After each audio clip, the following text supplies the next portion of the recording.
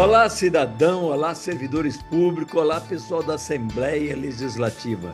O nosso programa de hoje vai falar da homenagem à ASPAL, Associação dos Servidores Aposentados e Pensionistas da Assembleia Legislativa. Seu presidente, Gaspar Bissolotti Neto. Esse evento aconteceu na Assembleia Legislativa do Estado de São Paulo. Vamos ver as pessoas se manifestando sobre uma coisa tão importante que é a Associação dos Servidores Aposentados e Pensionistas da Assembleia Legislativa. Parabéns, ASPAL. Vamos lá?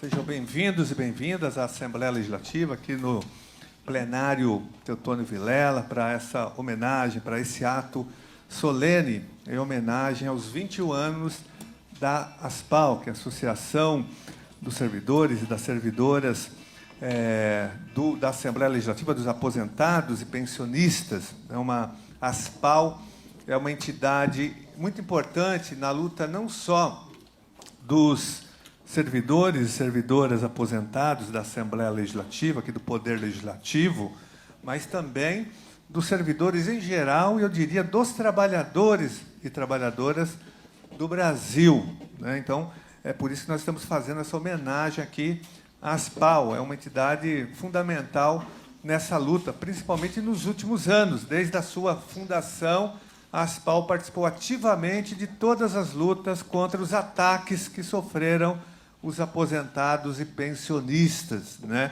Que são ataques que vêm de uma longa data, de um longo tempo, principalmente quando esses ataques foram intensificados nas gestões do Fernando Henrique Cardoso. A partir do momento em que ele assume a presidência do Brasil, nós ingressamos no neoliberalismo brasileiro com muita força, e aí o aposentado virou o bode expiatório da crise do Estado brasileiro e também da crise do capitalismo, da acumulação capitalista. Então, na verdade, em todas as crises do capitalismo e do Estado, quem acaba pagando a conta, em primeiro lugar, são os aposentados e pensionistas, porque eles atacam os fundos públicos da educação, da saúde e os fundos previdenciários. Por isso que nós vivemos uma eterna luta em defesa dos direitos e da dignidade dos aposentados e pensionistas. E a ASPAL sempre participou de toda a movimentação de resistência contra esses ataques e também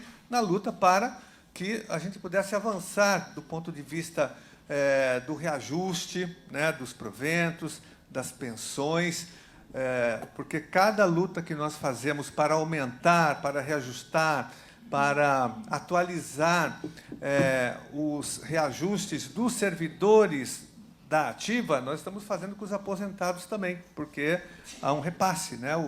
O reajuste do servidor da ativa, ele é estendido também para os aposentados e pensionistas. E a ASPAL faz parte dessa luta. Me lembro da ASPAL fazendo uma luta importante aqui, fundamental, que foi a luta contra o confisco das aposentadorias e pensões.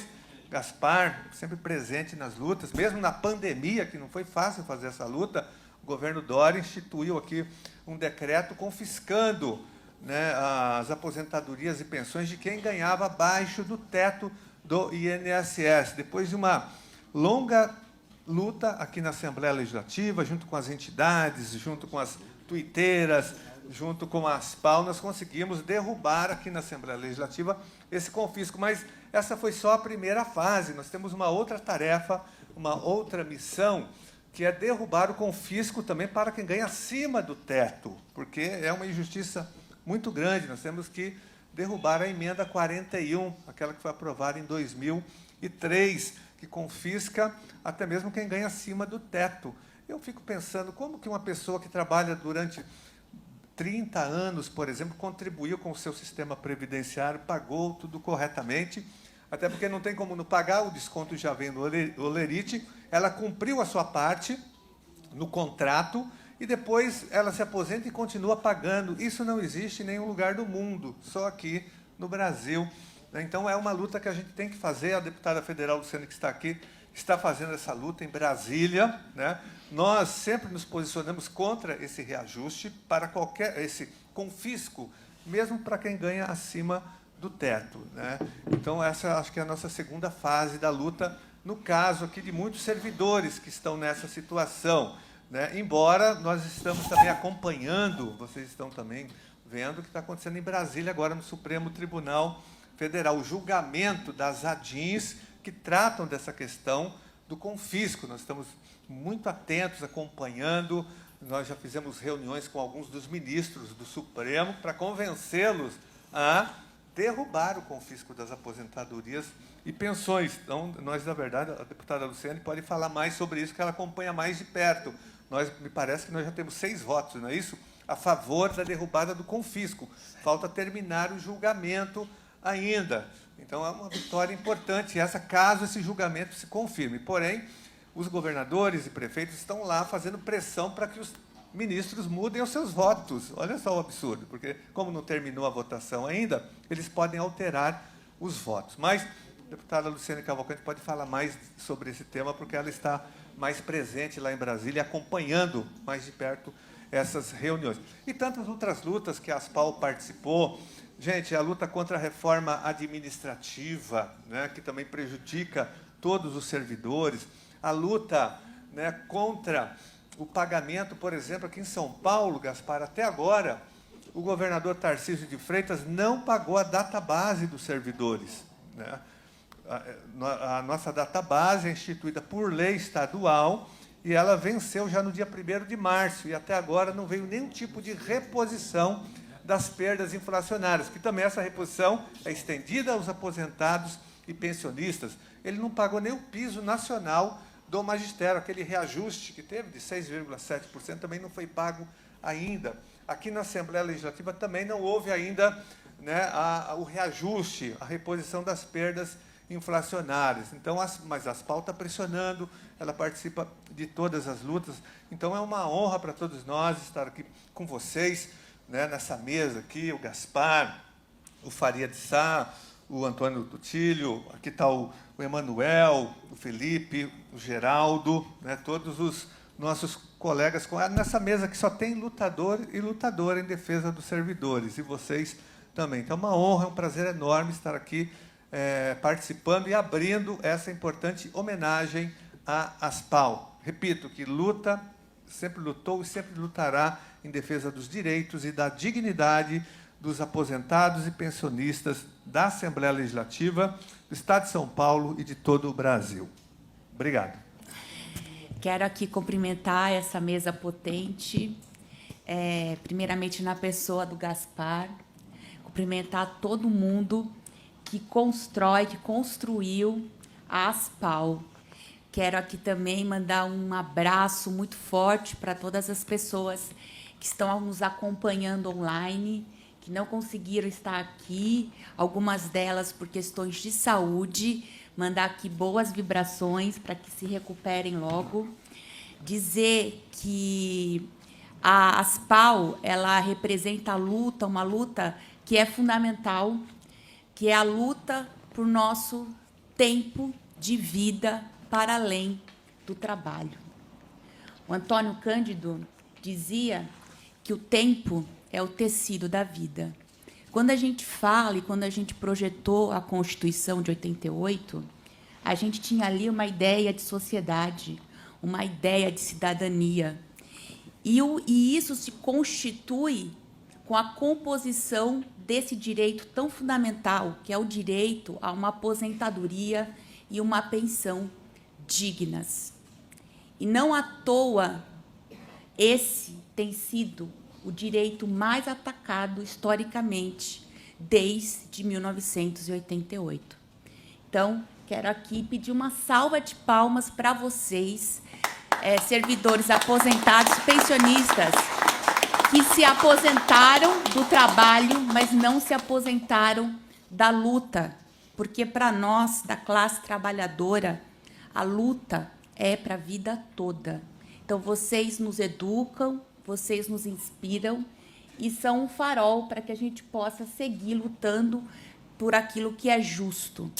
Quero aqui também cumprimentar o anfitrião dessa homenagem, o deputado Carlos Gianazzi, que tem sido um monge, um farol na luta em defesa dos serviços públicos, dos servidores, num momento de maior ataque recente, que foi a reforma da Previdência de 2019, com o confisco daqueles que recebem abaixo do teto do INSS, que prejudicou a todos, quem ganha acima e quem ganha abaixo. O deputado Carlos Gianazzi paralisou todas as demais lutas do seu mandato, se dedicou integralmente para a revogação desse absurdo e, historicamente, aqui no estado de São Paulo, vocês sabem o quanto é difícil a gente derrotar uma política de ataque aos servidores públicos, mas vocês e a Aspal teve um trabalho fundamental nisso, conseguiram derrotar. E serve de inspiração para que a gente também o faça aqui na capital da nossa cidade. Cumprimentar aqui o Fábio, toda essa mesa potente, e me apresentar também. Eu sou servidora pública, entrei na carreira da educação em 2000 como professora, fiz toda a minha carreira, fui professora de educação infantil, depois eu passei no concurso, fui diretora de escola, depois passei num novo concurso, hoje sou supervisora de ensino. Em 2022, fui eleita pela primeira vez, sou a primeira professora da carreira do município de São Paulo a chegar eleita no Congresso Nacional.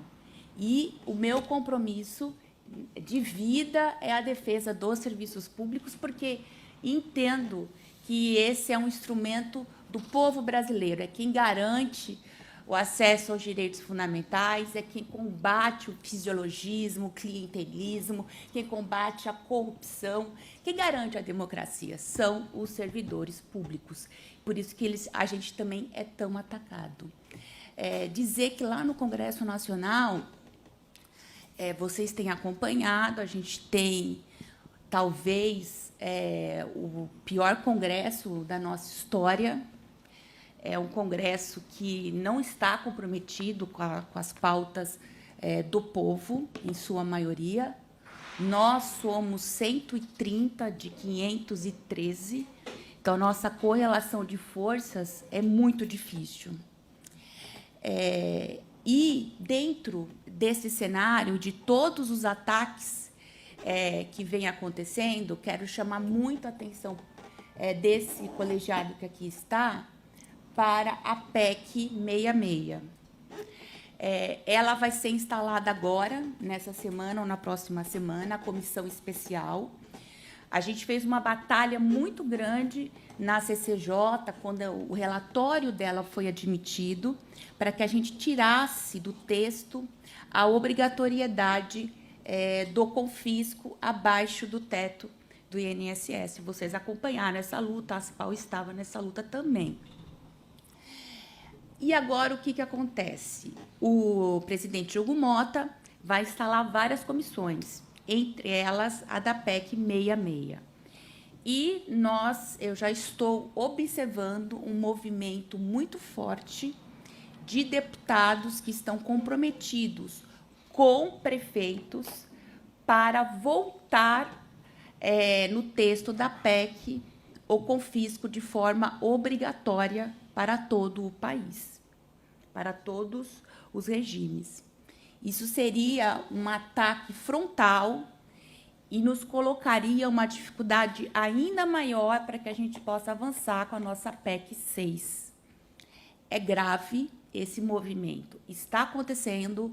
Semana passada, quando eu tomei conhecimento dessa articulação, eu já conversei com o deputado Kleber Arcoverde, com a deputada Alice Portugal, com o deputado Rogério Correia, que são os deputados e outros deputados. A gente faz uma frente ampla em defesa dos serviços públicos, dos aposentados e pensionistas, também através da Frente Parlamentar Mista em defesa dos serviços públicos, porque a gente precisa estar nessa PEC, nessa comissão, e a gente precisa de força para fazer esse debate. Então, isso vai nos colocar uma nova tarefa. Então, eu quero chamar bastante atenção para isso. Além disso, e qual seria o argumento dos prefeitos para essa questão? Seria também a questão da isenção dos R$ 5.000 para quem recebe até R$ 5.000. Seria a compensação que os prefeitos estão propondo para a isenção de quem recebe até R$ 5.000. Então, isso é muito sério, isso vai exigir uma mobilização muito grande nossa. Há também, como já foi falado aqui, uma força para que se retome, se ressuscite a PEC 32. Vocês observam que teve um movimento de vários setores ligados à indústria, também ligados ao agronegócio, que estão defendendo novamente que essa PEC volte, que se faz necessário uma nova reforma, mas que seria essa reforma da PEC 32. Então, essa é uma pauta que também nós estamos acompanhando. Há também essa movimentação, mas nós estamos lá firmes, dizendo que a gente não vai aceitar mais nenhum ataque contra os serviços públicos, que ataca a estabilidade, que, na verdade, é o fim, implode todas as garantias, assim como a decisão que teve do STF recentemente, que acaba com a possibilidade, que permite que não tenha um regime único de contratação, legalizando a precarização dos servidores públicos. Nós já apresentamos uma PEC, estamos colhendo assinaturas para que fique muito claro, estabelecido na Constituição, que só existe uma forma de contratação, um regime único, que garante que os servidores públicos possam cumprir com a sua função constitucional. E também é uma luta que a gente precisa estar atento, porque a questão do fim do regime único, ela impacta de todos esses ataques, eles impactam diretamente a quem já está aposentado e quem já está pensionista, porque são menos pessoas entrando concursadas nos serviços públicos. Só um dado que a gente tem do último censo, esse ano vai ser, acho que essa semana vai ter os dados do censo do ano passado, mas o outro ano a gente já tem 50% de todos os professores do Brasil em regimes de contratação temporária. 50% de todos os professores do Brasil inteiro. Em alguns estados, esse número chega a 70%. São Paulo está em 50%, Minas Gerais está em 70%, por exemplo. Então, isso, obviamente, desregula toda a ideia que foi constituída quando a gente pensou o sistema de previdência, certo? Então, isso é um ataque. Assim como foi um ataque o fim da integralidade, da paridade. Inclusive, a primeira vez que eu fui em Brasília foi em 2003. Eu fui com o sindicato, do qual eu fazia parte, para lutar justamente contra a reforma da Previdência. Porque já foram várias. A gente começou em 1998, 2003, 2005, e aí foi, né? Até a gente chegar nessa última, que foi em 2019, e eles ainda não estão satisfeitos. Eles querem, através dessa PEC 66, que já é esse ataque ao pagamento dos precatórios absurdos, e é importante a gente lembrar que o que são os precatórios, é importante a gente dialogar com a audiência pública que está tendo aqui para o conjunto dos cidadãos. São ações ligadas a alimentos, porque salário é alimentos, condições mínimas de vida, por isso que é um direito preservado, que foram ganhadas por servidores públicos, que já não tem mais como o Estado recorrer, porque foi transitado e julgado, e aí eles levantaram essa ideia. Não, realmente, de fato, depois de uma década sendo discutido no judiciário, realmente eu vou ter que pagar. Mas aí isso vira um precatório, eu vou pagar quando der. E agora eles estão com essa PEC 66 estendendo ainda mais esse prazo para o pagamento. Só que eles ainda acharam pouco e tentaram tornar no Senado, isso veio do Senado, olha só, e lá o Senado é muito melhor a composição do que a Câmara. E no Senado, eles colocaram a obrigatoriedade do confisco. Para quem recebe abaixo do teto, porque ele só está autorizado. Aí a gente conseguiu reverter no texto, só que agora na comissão especial é o vale tudo. Esse texto ele pode ser mexido, remendado, enfim. Então a gente vai ter que estar lá nessa comissão especial da PEC 66 para fazer esse debate, para não permitir mais nenhum ataque contra a gente. E já para terminar, eu quero falar só mais um pouquinho da nossa ação, das nossas ADINs que estão lá no STF, que são muito importantes para nos dar fôlego também para a nossa PEC 6, para que a nossa PEC 55, aquilo que está ali defendido, possa avançar. E vocês observaram, o prefeito Ricardo Nunes saiu daqui e foi até o STF para dialogar com os ministros, para falar que não, que está sendo muito importante o confisco dos aposentados. A Procuradoria do Mato Grosso, a pedido do governador, fez um parecer técnico mostrando como no Brasil inteiro o confisco é importante e precisa ser mantido. E entregou esse parecer técnico.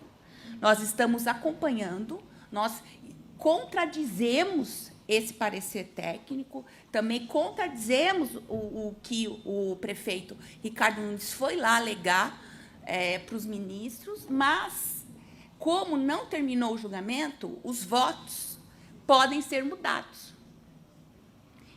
E a gente precisa seguir pressionando o STF, mostrando que a gente está atento, mostrando que isso fere a Constituição, para que a gente possa manter os votos que a gente tem.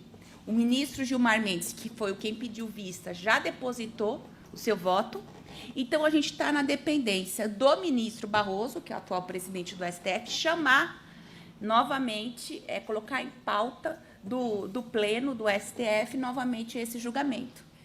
Então, é um momento importante, porque ali a gente vai ter um parâmetro também de como que a gente vai ou não atuar e como que a gente vai incidir nas nossas lutas, que são lutas fundamentais. Lutar pelo direito, pela dignidade dos aposentados e pensionistas é lutar por uma vida plena, uma vida em abundância, uma vida que precisa ser, sim, além do trabalho, da aposentadoria. A gente, ainda mais para nós mulheres, que somos a maioria dos serviços públicos, que já temos todo o trabalho imposto pela sociedade do cuidado, a gente cuida das crianças, a gente cuida das pessoas mais velhas das nossas famílias.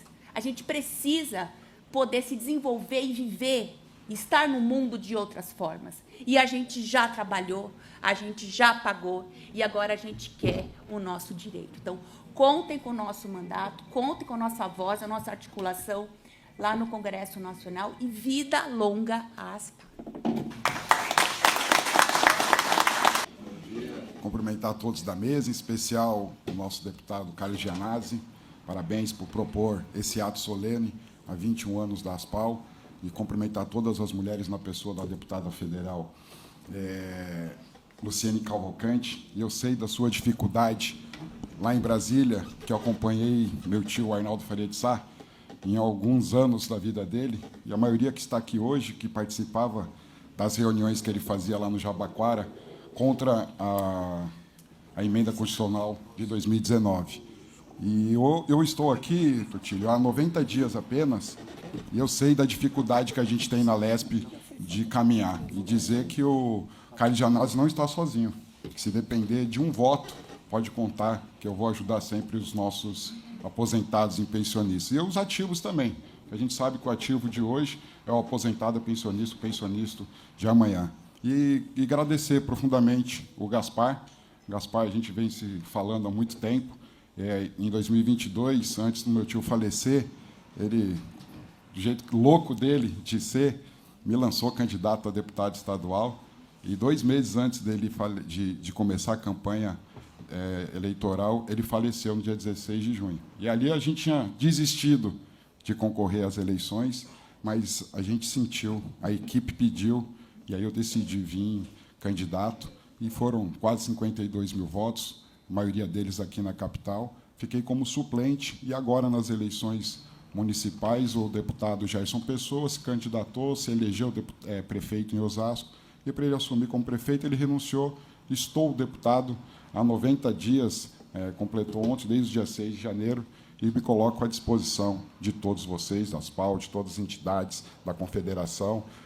Estou vendo o Mauro, o Júlio ali, sabe da nossa luta, e não sei se eu vou conseguir ser um Arnaldo Faria de Sá, mas se eu fizer metade do que ele fez pelos aposentados, pelos pensionistas, pode ter certeza que a gente vai fazer uma luta justa, porque é a época da vida que a gente mais precisa de dinheiro, é a época da vida que a gente lutou tanto, trabalhou tanto, e aí chega no meio do jogo, vai lá e muda a regra. Foi isso que aconteceu.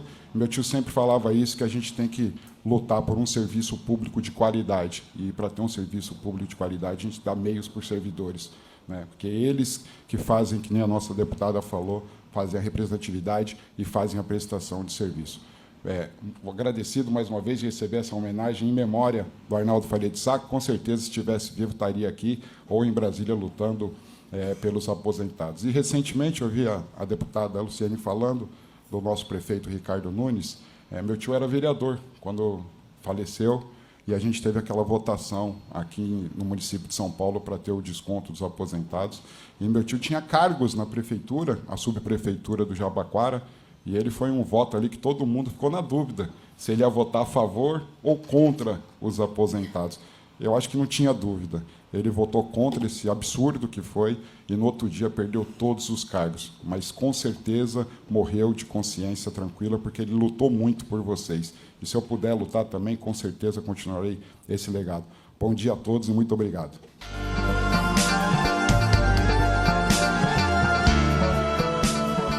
Chegamos ao fim de mais um programa Cidadania e Serviço Público, um programa da FESPESP, Federação das Entidades de Servidores Públicos do Estado de São Paulo.